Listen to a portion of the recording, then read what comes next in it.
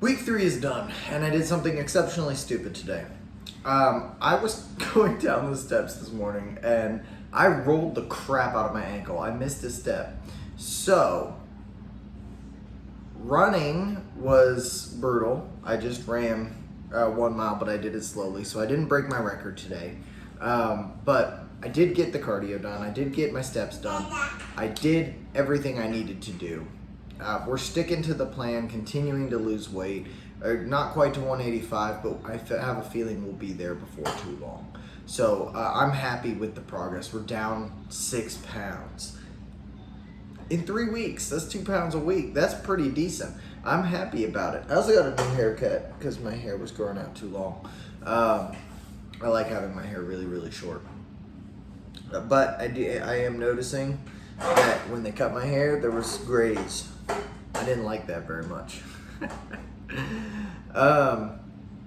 So tomorrow is, if my ankle's feeling better, I'm gonna do legs again. If not, I'm gonna do arms, but I'm just not sure. Today I did back. I'd like to do another arm day. Everybody loves arm day, right? But I probably need to do another leg day. So we'll see how that works out. 3 weeks in, close to halfway, it's kind of crazy the progress that I've made, I guess, and I'm hoping it'll accelerate a little bit because I'm getting better and better at cardio, and I'm better and better at getting more steps. Yes, baby. I'll come sit next to you on the floor. Just a second. I'll come sit with you in a minute.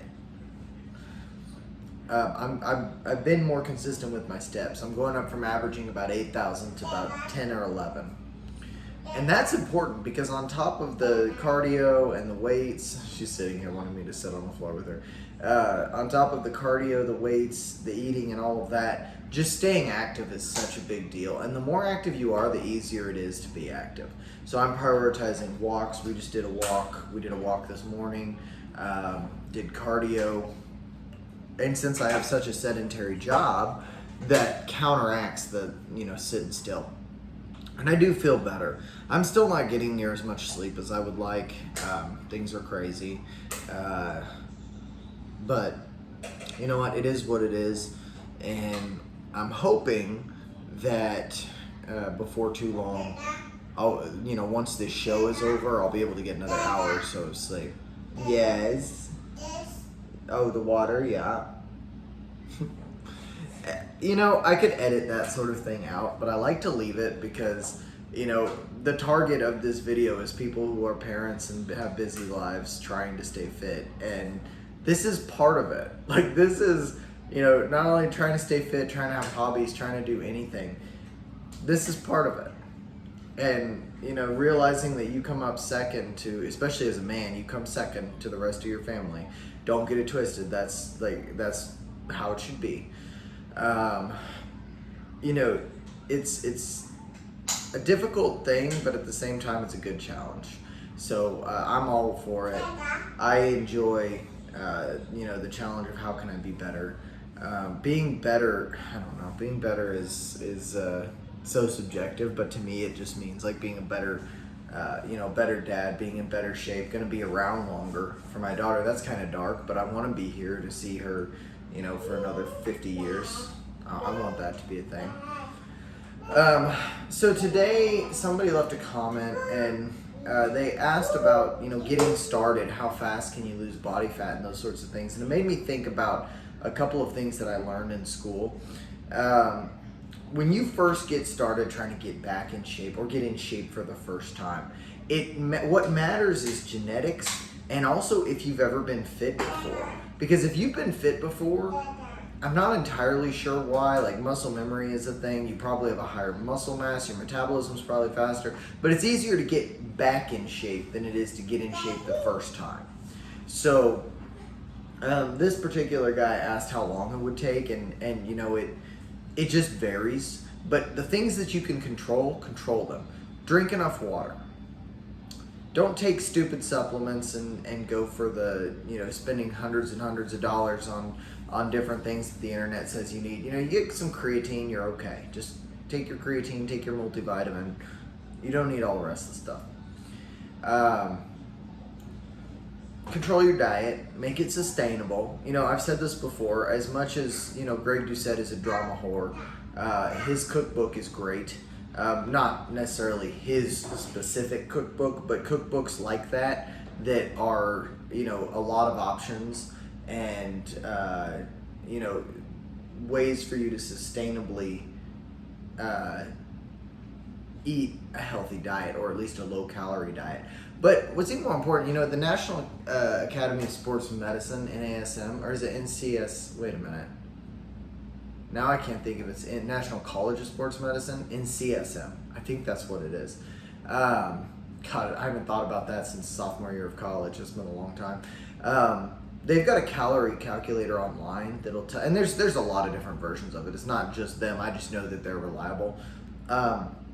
There's a calorie calculators that can tell you, you know, based on how active you are, how many calories you need to eat.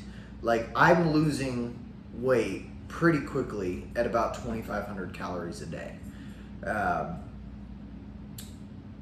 And it's working pretty well. Now, I have stepped up my cardio from where I was, so don't get it twisted. That's part of it. But your calorie calculator is super, super important. So go to their website. I think it's National College of Sports Medicine, or it's National. I should have Googled this, but I don't. I thought I knew it. But yeah, look it up. Just find a BMR calculator, basal metabolic rate, and it'll tell you about how many. And that's ballpark. You have to experiment with it. Find out how many you're eating and what's happening with your weight while you're doing that, and then, you know, now that you've tracked and you know, cut it by 500. Just go into a 500 calorie deficit. It's not easy, but it's not super difficult either. And, you know, if you want to up your cardio, but in a 500 calorie deficit, you will be, what did you find? You will lose weight. And like I said, drink all the water that you need to. You know, a gallon's a good rule of thumb. Like, you don't necessarily need that much, but it's a good rule of thumb. And prioritize protein. You know, a gram per pound of body weight is pretty damn good. And then just stay active. Track your steps. Not because you have to hit a certain number of steps to lose weight, but if you're below 6,000 a day, you're probably not moving enough. And if you move a little bit more, then you will lose weight faster. You will get lean faster. Your body will be healthier. Your heart will be healthier. So that's kind of the basic beginner stuff. Lift weights 3 to 5 times a week. You don't need to be in there every single day. Let your body recover. But when you do lift hard. You know, make sure your form is good, but lift hard. And you'll see good results. And you know what? This is my personal preference. Use free weights, at least somewhat. My wife is actually running into this. We were talking about it this morning. She's always trained more with machines. And she was like, man, dumbbells are just so hard. I can't even move close to the same weight with dumbbells. And, you know, I'm sitting there thinking, like, with bench press and, like, a dumbbell press, I can move more weight using the dumbbells and the barbell. It's because I played football and everything was free weights. So not only am I more used to it, all of those stabilizer muscles in my shoulders and my wrists and forearms, they're all really well developed comparative to the rest of my strength. Whereas if you're using machines, the balance and like smaller muscles, they don't really get hit in the same way. It's just the main muscle groups that get hit with the machine. So anyway, that's kind of my pitch on if you're a beginner and all that sort of thing. Obviously, as you can tell, my daughter is having a meltdown over here about something. I'm not sure what it is. So I'm going to go see her. Oh, here's the check-in picture. So I'll put that at the very end. We'll see you guys next time. Bye.